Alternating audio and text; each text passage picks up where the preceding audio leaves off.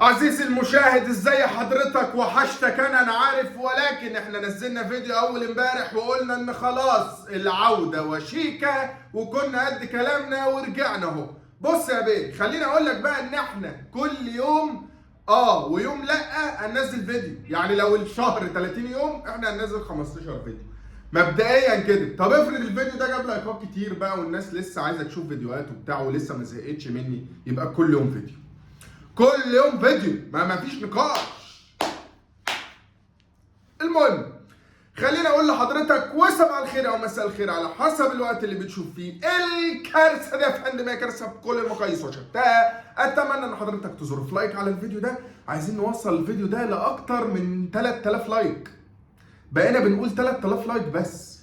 يلا خير. المهم يا بيه، ركز معايا في كل كلمه هقولها لك، لان فيديو النهارده هو فيديو شيق للغايه، تقدر تقول عليه ان هو فيديو الرجوع. وسبحان الله، فيديو الرجوع هنتكلم فيه عن استاذ مرتضى منصور. سبحان الله، كأن الراجل ده واقع لي في البخت ولا ايه؟ المهم يعني ربنا يدينا طولة الصحة، طولة الصحة. ايه اللي انا الواحد بلع لسانه ولا ايه؟ ربنا يدينا طولة البال والصبر والسلوان والصحة يعني. المهم يا فندم، خليني اقول لحضرتك حاجة مهمة قبل ما اتكلم معاك في اي حاجة. ايه رأيك؟ يعني الناس كلها بتقول لي احنا بنبعت لك على الانستجرام، احنا بنبعت لك رسائل على الانستجرام، واحنا بنكلمك ما بتردش وبتاع.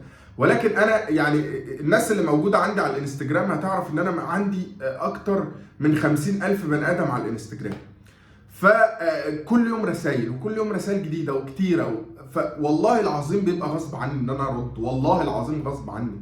انا والله بيجي في اليوم الواحد اكتر من 150 200 رساله. فان انا اقعد ارد على ال 200 رساله، يبقى انا حرفيا مش هعمل اي حاجه في يومي ومش هخلصهم.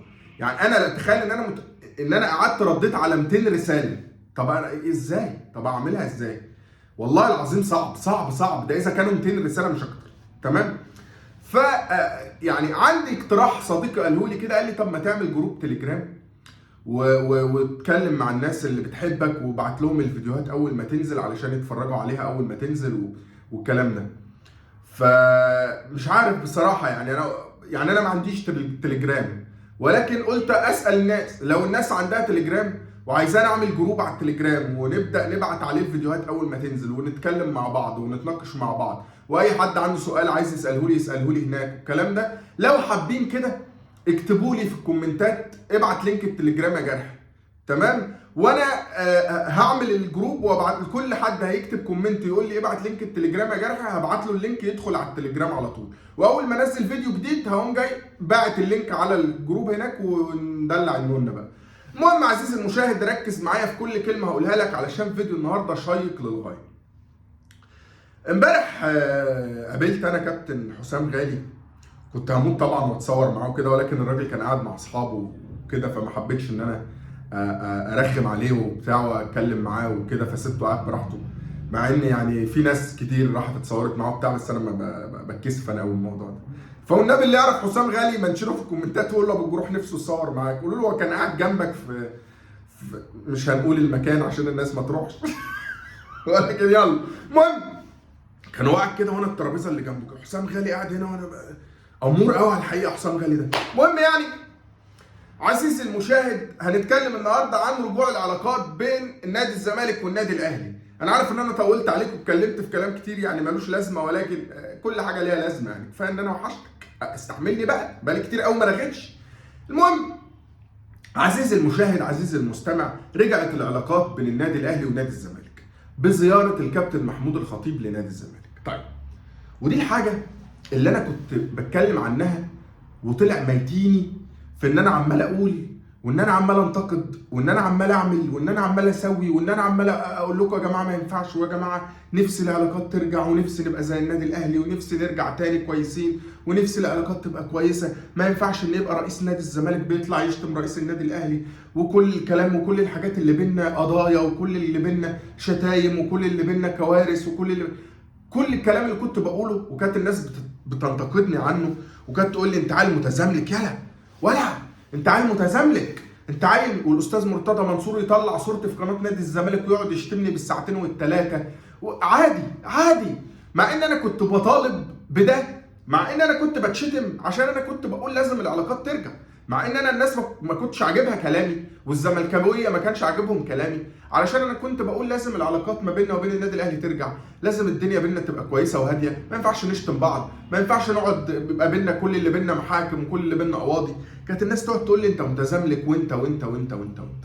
طيب دلوقتي لما العلاقات رجعت بقيتوا شايفين ان دي حاجه حضاريه ودي حاجه كويسه ودي حاجه جميله، وفرحتوا قوي ان الكابتن محمود خطيب وكابتن حسام غالي طلعوا على قناه نادي الزمالك. خلينا متفقين ان انا يعني كنت اكتر واحد في قمه سعادته لما كابتن محمود الخطيب شرفنا في نادي الزمالك وجالنا زياره. الراجل ده ربنا يعلم انا بحبه قد ايه، بحب الكابتن محمود الخطيب واحترمه قد ايه، مع اني مش اهلاوي. يعني بحب حسام غالي وبحب الكابتن محمد ابو تريكه وبحب عماد متعب، بحب ناس كتير قوي اهلاويه، يعني في ناس كتير قوي اهلاويه بحبها، يعني بحبها جدا. ولكن في الاول في الاخر انا راجل مشجع زملكاوي واحب واقدر كل رموز نادي الزمالك واشجعها وكل الكلام الجميل ده.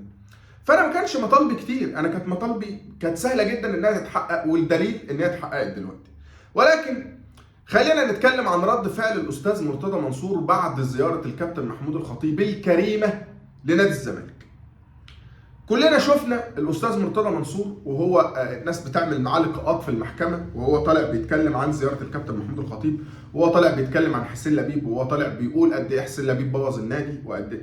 خلينا متفقين، انا لسه ما اعرفش الكابتن حسين لبيب خد النادي ووداه فين، ولسه دينا بنتعادل، وجبنا عبد الله السعيد ما اعرفش جبناه ليه. راجل يعني المفروض خلاص بقى، يعني المفروض يعني يقعد في البيت كده ويعمل يجيب لحمه ويشويها ويتبسط، يعني خلاص يبطل كوره. يعني عبد الله السعيد كبير تمام. ما اعرفش احنا جبنا صفقه عبد الله السعيد ليه الا اذا كانت كيد في مرتضى منصور مثلا، او اذا كانت كيد في النادي الاهلي. بس هتكيد النادي الاهلي ازاي وهو الراجل اللي انت لسه عازمه وكان بيزورك وبتاع؟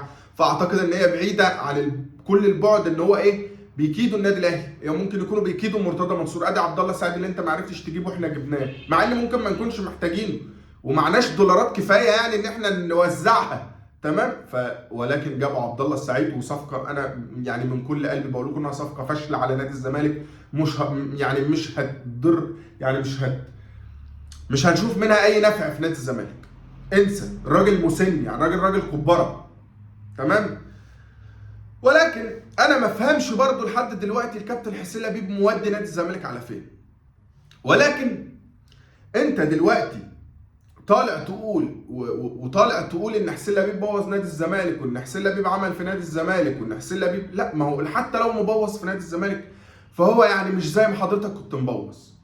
خلينا متفقين، لو الراجل عامل حاجات وحشه في نادي الزمالك مش زي ما حضرتك كنت عامل تمام. خلينا متفقين على ده. فكانت زياره النادي الاهلي ورموزه ورئيسه لينا في نادي الزمالك كانت زياره يعني حاجه منتهى الجمال وحاجه منتهى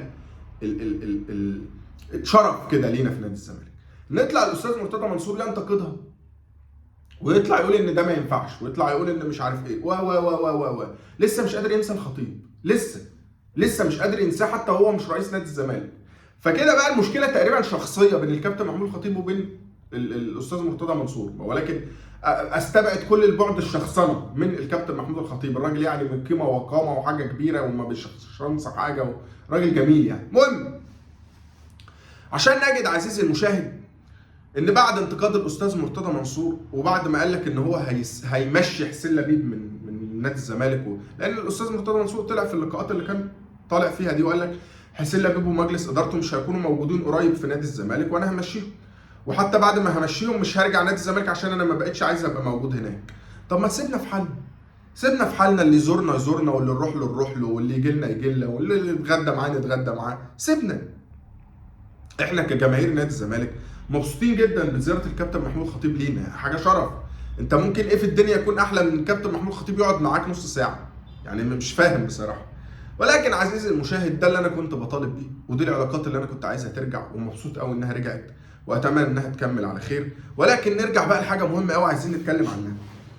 موضوع يا جماعه ان احنا في المركز ال 13 ولا في المركز ال 12 في ترتيب الدوري، واحنا لاعبين مباريات زياده اكتر من النادي الاهلي، وتعادلنا امبارح مع الاسماعيلي، وحاجه يعني غريبه قوي يا جماعه. ازاي يا جماعه اللي بيحصل ده ليه؟ بيحصل ليه؟ يعني ما احنا جبنا صفقات وجبنا ناس وعملنا وودينا وسوينا وحمرنا وشمرنا، احنا لسه بنتعادل ليه؟ احنا ما بنكسبش ليه يا كابتن حسين يا لبيب؟ انا لسه شاكر فيك من شويه اقسم بالله، ولا بص ولا يهمني. بكره نطلع انتقدك لو خسرنا. فيعني عايزين نحل الموضوع، نفسي نكسب يا جماعه. يعني الكوره مكسب وخساره، اللي فاهمكم ان هي خساره بس ده غلطان. يعني برضو في واحد مفهم النادي الاهلي ان الكوره مكسب بس، جه عندنا فهمنا ان الكوره خساره بس. يعني الراجل ده يا جماعه مش عايزين نمشي ورا ناس غريبه يا جماعه. اتمنى ان العلاقات تفضل كويسه بين النادي الاهلي وبين نادي الزمالك، وانا مبسوط قوي بالرجوع دوت. واللي ما حضرش الفيديو من اوله او اللي لسه داخل دلوقتي او ايا كان، بحب اقول لك ان انا قلت للناس في اول الفيديو ان انتوا لو حابين نعمل جروب على التليجرام وحابين ان احنا نتكلم وندردش عليه وناخد وندي مع بعض، ولما الفيديوهات تنزل اول باول نبعتها هناك لان الاشعارات ما بقتش بتوصل لحد، اكتب لي في الكومنتات ابعت لينك الجروب او الجروح. بس يا سيدي كده معكم محمد الجرحي، تصبحوا على الف خير.